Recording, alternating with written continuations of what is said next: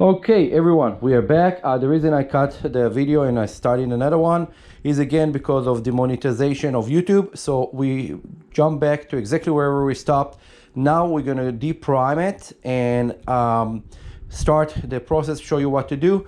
And after we're gonna deprime the bullets, what we're gonna do later, the next video that I'm gonna make, I'm gonna show how to measure it, trim it, and get it to where we need it. I'm gonna give some sizes that I'm gonna actually get from the internet today, and I talked to actually a person that actually he's an expert that recommend to all those companies how to do that.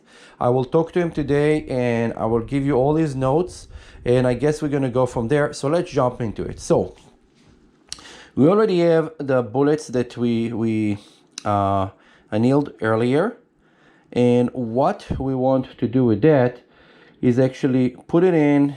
Okay, you put it in the shell, make sure everything is nice and clear, but you cannot just put it in. If you put it in like this, it's gonna get stuck inside and it's never coming down. And if you ever get a bullet stuck in your press, do not stress about it. It's super easy to remove, okay?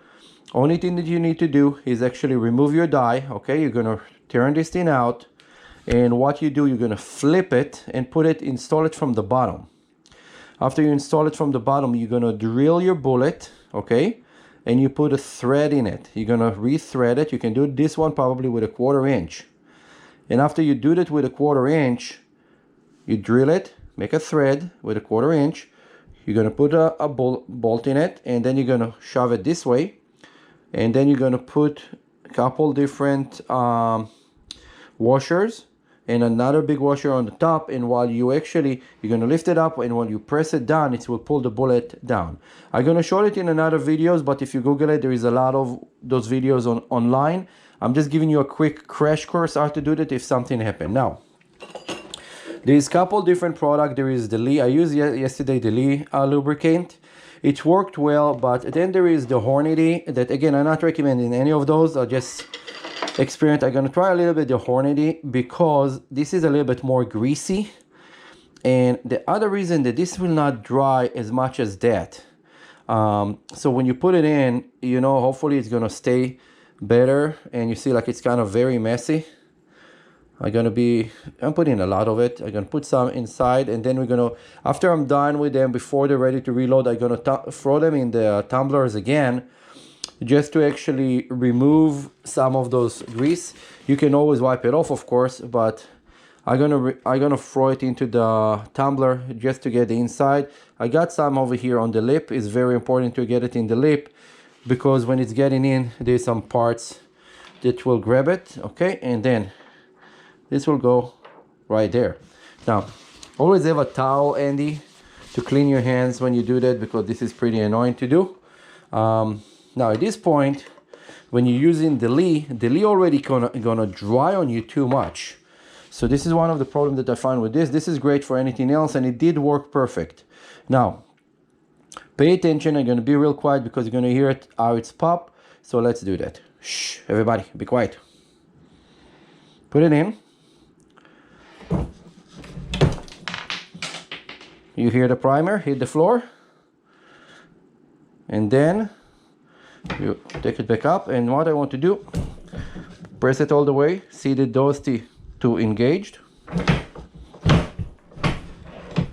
and that's it. It's deprimed. Now when you take it out and inspect it, you can see that you got this nice ring over here. It's mean that it actually did the work it's supposed to. The bottom look pretty good. And now what I'm gonna do is just gonna clean it. Now, one of the other things that it was very, very hard to find is a bullet, a casing measuring gauge. There is a case that you drop it in, and it's actually fitting, and then you know that you're the right size. But for some reason, those are impossible to get. Now I can see that it's actually shrinked it here a little bit and over there. And what you need to do is something that could help you if you don't have the gauge.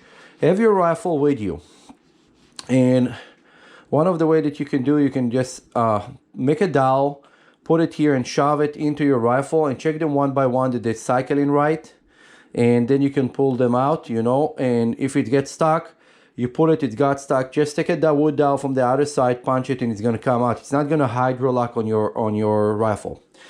Now, so this one is right now, let's set it up. It's supposed to be 3.6. So let's see what we got. If we need to trim it, of course we're going to need to trim it. I can see on the tip over here. Let's go to inches and then 0. And yes, there is better caliber than what I'm using, but okay, yeah, 32.6. So it's actually 3.266. It's a little bit, it's 2000 too long. It's supposed to be, I think, 3260. So this is actually not a big deal because we can trim it, but it is very good. Let's check the one that I did yesterday. Actually, it's going to be this one. The one that I did yesterday is longer, is 70. And there is one before we actually did anything with it. This is it's not been deprimed yet. Let's close it back. See, still on 0. And this one, just so you see how much it gets stretched inside, this one gonna be 3-inch, 259. Okay, so it's mean when you put it in, it's kind of jumping between 2 to 5 thousandths, and this is actually what we're later gonna trim, so it's not a big deal. Okay, and we're gonna compare it actually with bullets that is actually a real bullet that got shot. Now, just to show you guys the tip, when you grab, where is the one that we did, while you're doing this, the tip will sit here. Later, when you press it into you press, and the press actually will shove it in to wherever you want it. Yesterday, I was talking to a gentleman that I will ask him today if we can mention his name, and we was having a discussion about how deep this should be in, and because those, if you use a magazine, it needs to be in the length of the magazine to fit. But I'm using a single shot Barrett M22, so I can actually leave them a little bit more out to have it a longer bullet that supposedly will shoot better with better accuracy. If you have anything against it, please write a comment below if it did not work for you, because this is something that I'm experimenting with. That's it for this video. Now, the next video that what we're gonna do is I'm gonna do the rest. I have 10 of those, and after we did those, we're gonna trim those. I'm trying to see like the best way to trim it, so you do that at one time and you don't need to do it 7 different times and lose so much, because those cartridges right now, they're more than $12 a piece to get, you know, like to just get, not the cartridge, the entire bullet is $12 a bullet. So after you shoot it, each time it's dropped the price. Those tips, they're about almost $1.50, and the other one that they're gonna show, the gold one, the 420, those things was about $2.50. So it's very expensive to shoot it for long distance, but again, this is part of the hobby and this is part of what we do, so it's something that we need to look at. Again, all those videos, it's me experimenting with that big of a caliber. If you already did that, please share your information with other people. I'm doing those videos because I could not find anything online, and I think that it's beyond ridiculous. Because there is, like, if this 416 Barrett is a dangerous species or something, or a wild bullet, because Barrett don't have any more information. They remove it from their website. Hornady don't have any information about reloading for those, or beside of one cartridge. And then when you look at all the Hutchinson and all the other companies for powder, they also don't have any information. When you go to their chart, they don't show 416 at all, and it's kind of weird because they do show the 50 BMG. Again, hope you learned something from this. Don't forget, like, subscribe, and share.